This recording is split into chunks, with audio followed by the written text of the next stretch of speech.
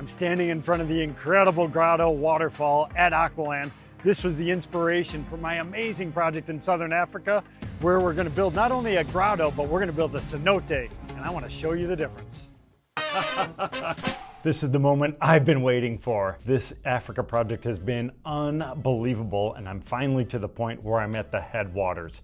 Now, what I want to do right now is actually kind of back it up a little bit and go back to actually the design process and kind of walk you through some of my thoughts about creating this very unique grotto type structure that's actually going to be underneath the headwaters. If you remember any type of project that I'm actually working on, I'm always starting my waterfall out at an elevated position. And in this particular project is no different. In fact, we're actually coming up and building up an additional 25 feet. I mean, we're talking 7 to 8 meters of soil that we are piling up on top of each other to build this massive earthen mound. We're literally recreating a mountain. And at the heart of this mountain is going to be an underground cavern. This is going to be a place that you have never seen anything like it. So what I want to do right now is actually walk you through the design process. So when I was out visiting with the client as well as his main representative, we were kind of walking around and I started talking about some different ideas, and I was sharing some of the previous projects that I've worked on. One of those projects, this one right here, I cannot talk about any type of a water feature without always going back to Aqualand. This is our amazing home in St. Charles, Illinois, the water garden capital of the world. We're about 50 miles outside of Chicago, and it is absolutely breathtaking. We have been in this facility now since 2006, but in 2008, we actually built the signature water feature right here at our headquarters. And I tell you what, in the past 20 years, I can't believe I'm even saying that, it has almost been 20 years since we've been in this building, everything continues to get better and better and better with time. We have our beautiful green roof on top, and then in front of our building, we have our signature water feature, which is over 600,000 gallons of water, and it is 12 feet deep at its maximum depth. So this feature just looks unbelievable. You can see here in this picture, we have beautiful constructed wetlands, which we just talked about in the past vlog, talking about this Africa project, the massive wetland construction project that we had to pull off for this incredible project. But now what I want to talk about is that design process, that cenote concept. And I wanted to share with the owner the project that we actually created here. So this was a really, really fun project, and I've done this several times now over the years, but this one was really, really special. So what I wanted to do in recreating an Illinois watershed, I wanted to recreate this beautiful little cave type structure. So what I did was I designed and built a precast concrete vault. And then what we needed to do was actually bury it. So the concrete is basically just a structural shell. And then inside and around it, it's going to support a wide variety of a living ecosystem. We're going to have trees up on top. We're going to have flowing water cascading over the entry. We're going to have a hidden back door that goes actually inside of it that's going to have almost like a slot canyon type of a look, that you actually weave yourself in between some beautiful limestone boulders, and then you kind of slide inside of this spectacular little grotto type structure, which is all faced on the inside with beautiful native stone.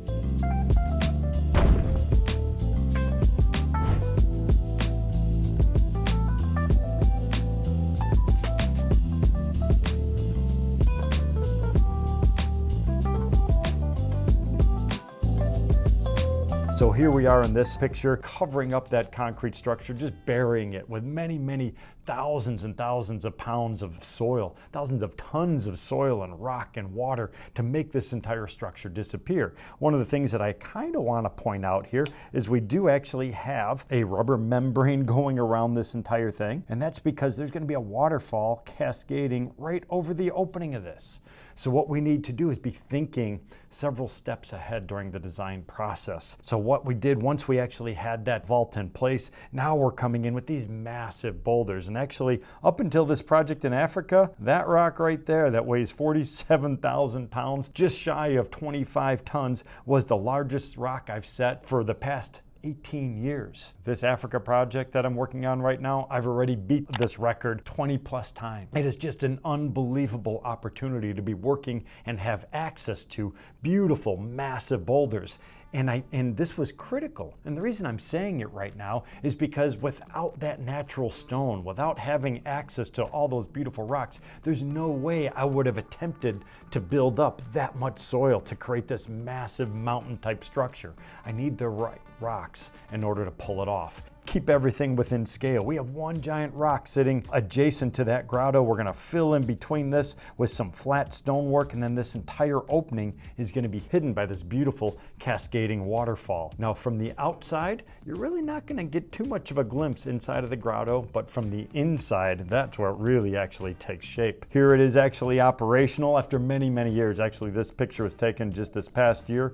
That grotto structure is sitting right over in here, and then that opening, that little doorway, is right there. So you could actually walk your way through on a nice sunny hot day here in the Midwest, and you could have that water cascading down on top of you. And I tell you what, that is one incredible experience. As I said, from inside, completely different view. This hidden little grotto, you have this little access point coming in. You can come in, you could walk around, you could view that beautiful water. And what I love about this, when you're creating any type of an underground structure like this, the sound is different. The temperature is different. It's warmer during the winter months and it's cooler during the summer months. The relative humidity is going to be much higher because we have all of that water vapor actually filling that entire space. This allows us to grow mosses and different types of plants that we would not normally be able to grow in the outside environment. So this is creating a little mini microclimate.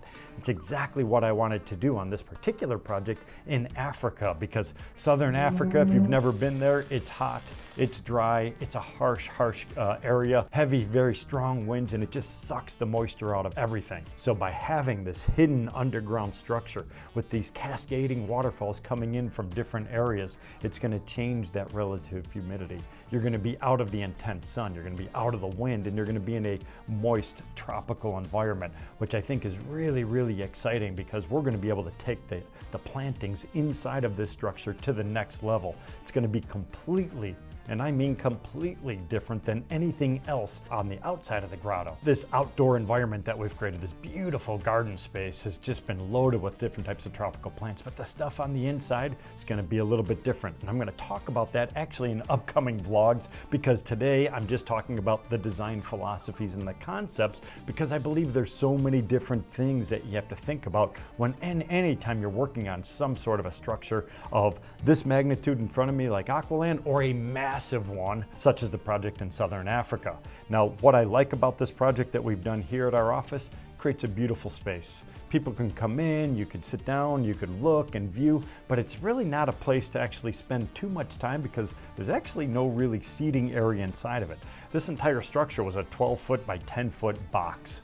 We've actually then placed large boulders on the inside, so it's actually, the space has shrunk down considerably. So you could only have a few people in here at any given time.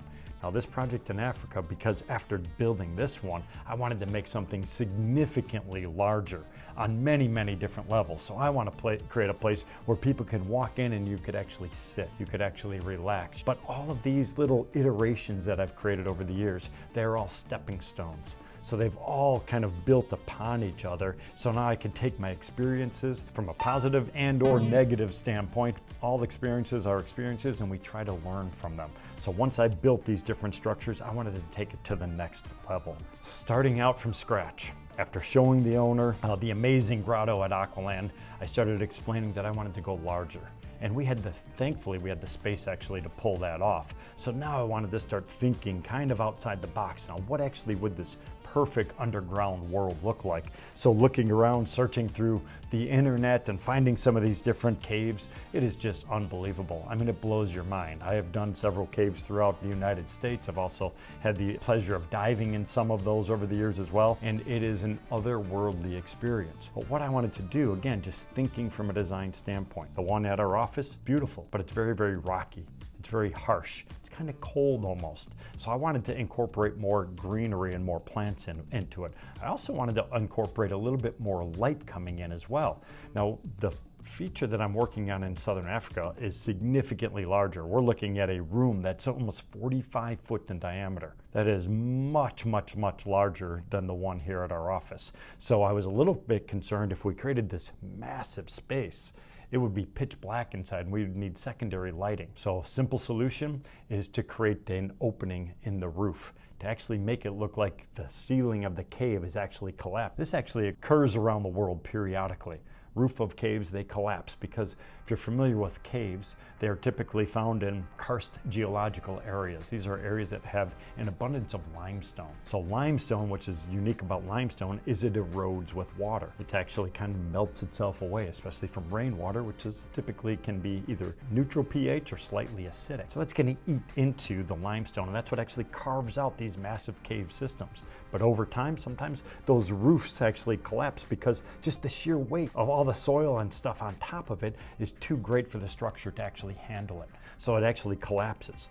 When I'm talking about collapsing, that actually brings up a massive, massive question, which is why we involved a series of very, very talented engineers on this project. Now, I have this vision. I wanted to create this massive structure, but because it was too large for a precast system, I knew we had to involve engineers to actually create a customized grotto system that will actually have the structural integrity to hold up thousands and thousands of tons of rock, gravel, water, trees, plants, all this stuff that is going to bury this massive structure. The power of nature is unbelievable. So now we have to create a structure that can actually resist it. So here is one of my inspirational photos that we actually found. This actually has a hole open in that roof structure, and it's allowing some shafts of light to come onto the inside. What I like about that is it opens up the opportunity for more types of plantings. So this was one of the concepts. Then after thinking a little bit more, I started shifting gears, and instead of being an actual, just a cave, why don't we actually create a cenote?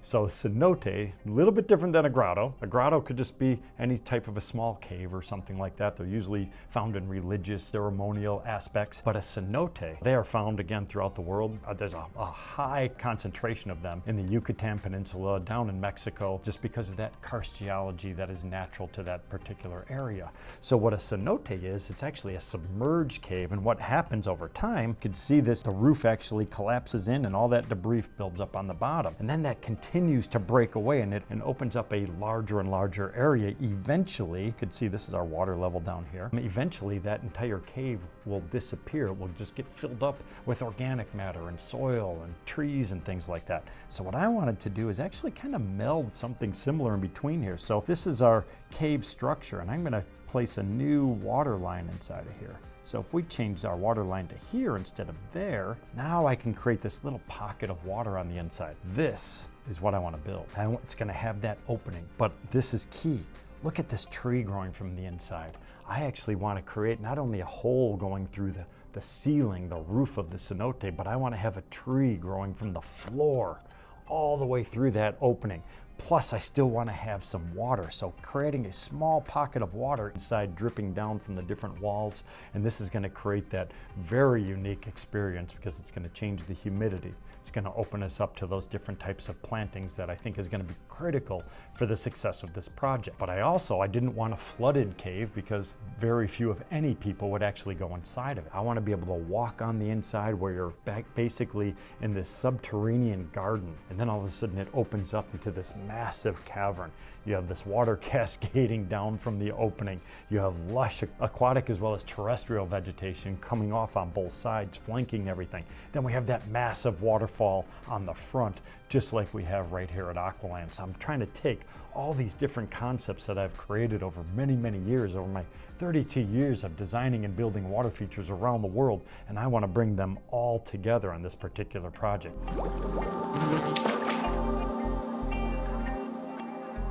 So looking at all this from a design standpoint, I love the look of the tufts of the grasses, as well as the sporadic shrubs and things like that that are popping out of some of the crevices in areas where they have some deposits of soil, but then exposed rock sections. It looks very, very naturalistic, and this is the type of design that we're looking at to replicate where our large grotto is going to be located. So we will have an area that looks exactly like this, native vegetation, big chunks of rock, exposed stone areas, and then very minimal irrigation. So we want to try to maximize the use of the water on the property so we could focus on specific areas. And this was the area when I first came out from my design consultation back in March. This was the location of a kudu that was killed and there was a leopard that had killed it, so it was a fresh kill, and he was somewhere in this little valley. So this is a perfect hiding spot for him, but that was, we never came back to this spot until recently, just because the large predator that was in the area.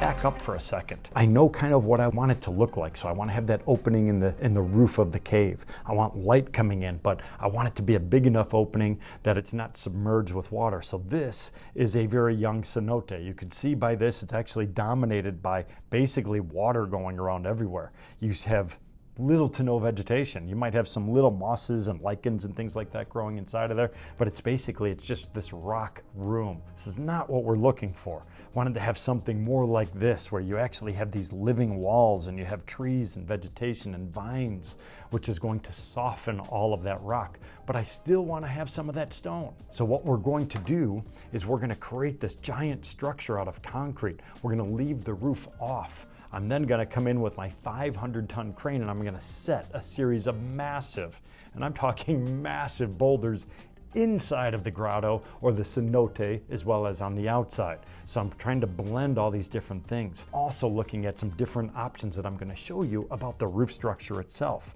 Another idea that we had here, and again, this is kind of that design process as we're moving along. You can see this young girl sitting inside this shallow pool of water. This was more of the actual look that I'm going for. Again, you still have lots of vegetation around the outside perimeters, but now we have sunlight coming in. We have actually shallow water. We have these beautiful cascades of water dripping down from the different surfaces, creating that really very, very unique experience. This is exactly what we want to try to do. Now, working with the architect, working with the engineer, coming up with some of these conceptual drawings. Actually, I shared some of my thoughts with the architect who's in charge of the entire project, and then he took my drawings and colorized it and actually made it a little bit more dynamic. So I love this. Now, just to show you the scale of this, this is over 80 meters. So this is almost 270 feet from one end to the other. Probably stretched a little bit beyond that in the one dimension.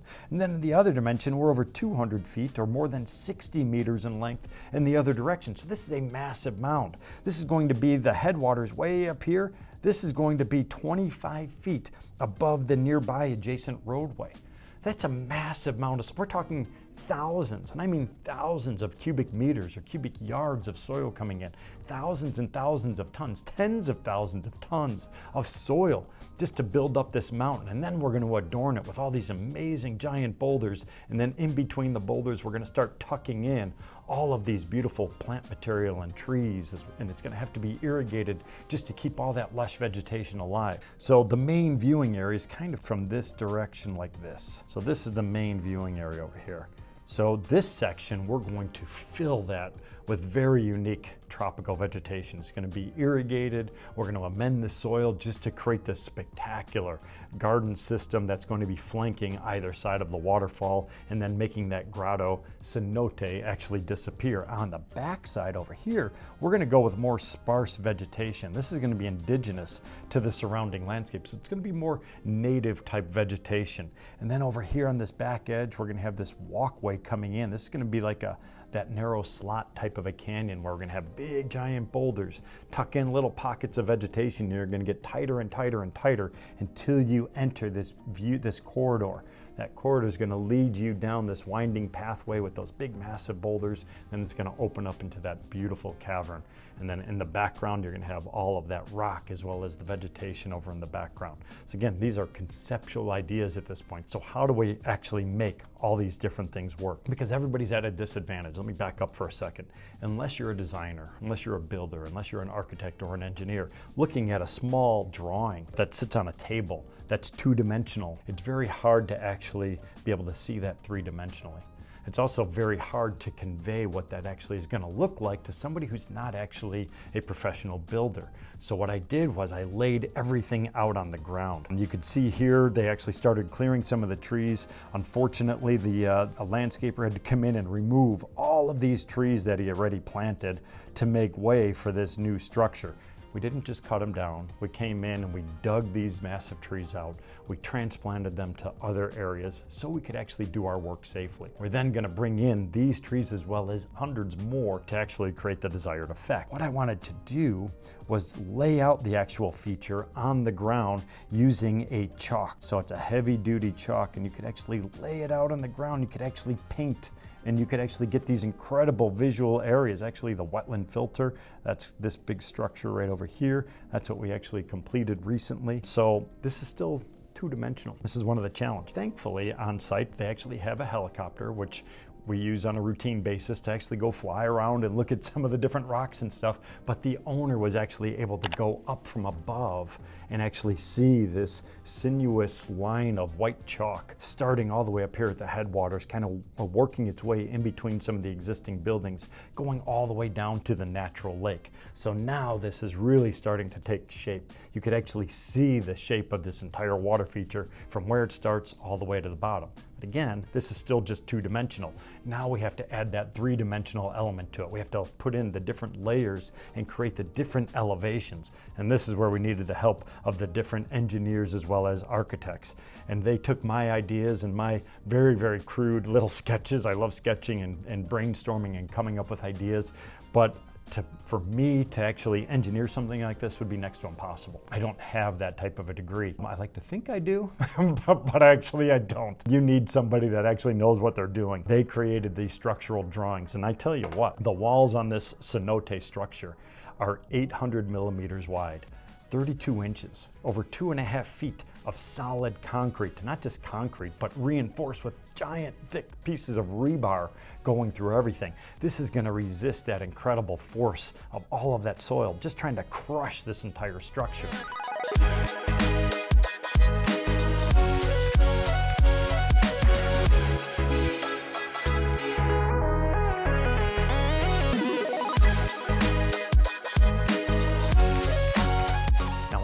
Of this is where it got actually really tricky. So doing the concrete work is one thing, but now we had to create a modular roof system, and it was because I needed the installation to go relatively quickly. The original concept was to cast the entire roof in actual concrete, but the process of doing that, the form work, the amount of time and effort to do all of that in a condensed time period in order to meet our timeline would be next to impossible. So what we needed to do was have a modular steel structure that would actually sit on top, and then we could infill in between the steel with reinforced concrete to give us necessary structural integrity. And that's what this really unique lattice work over here is. I think the engineer was going to kill me when I said I needed a hole in the roof. And then I thought he was going to kill me again, because instead of the hole being perfectly symmetrical right in the middle, I needed it offset and kind of a little bit lower on one side. Then it increases the complexity for the steel company. The subcontractor did a phenomenal job. I tell you what, looking at this, it's kind of like a big Lego set. Custom cut and modeled out all of the steel, pre-made all the pieces. They delivered them to the job site and just bolted everything together. It is an absolute work of art, and unfortunately, it's going to be the infrastructure, and it's going to be completely hidden from view because it is a piece of art unto itself. So, as we're working our way along, we needed to get this concrete poured immediately so then I could continue moving forward with boulders, and then we could start layering in the roof as well as all the other different pieces on top of it. Now on the inside of that structure, again, I didn't want to look at this perfectly smooth dome on the inside. I wanted to have more three-dimensional undulations and things like that to mimic a natural cave. One of the original ideas was actually to come in with shotcrete or gunite, so actually attach more rebar and steel mesh to it and then spray the concrete in place, then come in and carve it and colorize it and things like that. That had some great merits to it. The challenge was I wasn't going to be able to manipulate it and do most of that work. We were going to have to hire a subcontractor. Some of these subcontractors are very, very talented, but the company we were thinking of working with out of South Africa, I've never worked with them before. We didn't know if they'd be able to make our timeline. The entire complexity of trying to coordinate all of that became very, very difficult. So what we decided to do, I called my good buddy Stuart down at Universal Rock right here in the United States, and I told him the project. He's always booked up, always has tons of different projects. But I explained the project, I told him about my time frame, and he's like, Ed, I will take care of it. So he rallied his guys together. He was able to manufacture and produce these beautiful faux rock panels for us that we were then going to attach on the inside of the steel structure. But because I didn't want just that perfect dome type of a shape, we had to come in with additional steel members, galvanized steel, angle iron. And we had to bolt them into different positions going through everything to create these very unique three-dimensional forms and undulations and create planting pockets. Remember, I said right in the very beginning about this, the whole concept of the cenote with an opening in the roof was to allow light in. I wanted vegetation. I wanted to soften up the harshness of all that natural stone. So having these planting pockets built into the roof structure is going to be a critical design element that we have to achieve. And in order to do that, we had to create these steel substructures that attach to the main steel structure that was going to hold everything in place. Once that's in place, we're then going to come through with those fake rock panels and attach them to the steel, and then we could start moving forward. I'm gonna have to show you all that stuff at a later time because I'm already actually out of time. This has been taking such a long time just talking about the design concepts and philosophies, but it makes sense. This is a massive, massive project. I started this project a year ago and we're actually just getting close. We're 90% complete at this point. So we're down to the last elements, but if you're familiar with any type of construction, it's always the last 10% that really makes or breaks the project. So I wanna make sure that we have all of these different details attended to. So as we're moving along, here's some of those construction details. Look at the amount of steel in here. So this is just the foundation. Now, a normal foundation for a house is yay wide. This is a 10-foot wide. This is a 3-meter concrete slab that is 800 mil thick or 32 inches thick of solid concrete that is just loaded with all that steel. Now we're gonna have these massive walls going up from that point. This picture doesn't really show you the scale of it too well. You can see some people in here, but this is 45 feet. This is 13 and a half or 15 and a half, I forget, 13 and a half meters, I believe, across. It's approximately 45 feet. Here it actually looks like when it's completed. This opening is gonna have that waterfall cascading over this. These are some of the initial wooden structures I put in place that were actually going to set different elevations for the waterfall. So again, I tried to explain to our customer by showing him a series of these wooden posts with cross members going across so you could actually see the different layers of waterfalls as they go all the way up to this high elevation over here. Right here on the two sides, this is where I set some of those massive, I mean just truly massive boulders, 200,000 pounds plus, to layer in all of this stuff. This entire thing, now that dome that's going on here is coming way up here. So all of this has to get buried. This is 25 to 28 feet. I mean, it's just insane. This is showing that viewing window. We're gonna have that waterfall on the outside of this. That big opening in the dome is gonna be stretching right through here. That tree is gonna be sitting right here and it's gonna be going all the way up and out of that dome structure. And we have waterfalls cascading on the inside. Now this picture actually shows you the scale. This excavator right here, this is a Cat 352. That weighs over 100,000 pounds. It's like a 112,000 pound machine. It's just giant. This is one of the crane trucks that we actually have on site. You know, you have these smaller vehicles. This is a compactor over here. What they're doing actually right now, they're bringing in loads and loads of soil to start burying all of this stuff. That's our steel structure over here. The steel company is actually working on that. We're gonna lift that up and we're gonna place that system right on top of all of this. We're gonna have all of that stuff over here. So I hope you've enjoyed kind of my rambling thoughts on this project. And it is truly overwhelming to actually just go back and look at some of these. We're well past this point right now. Just some amazing stuff and our incredible team of artists. There's no way we could even attempt to pull something like this off without the proper team. So I appreciate you sticking through. Stay tuned because this is gonna be incredible.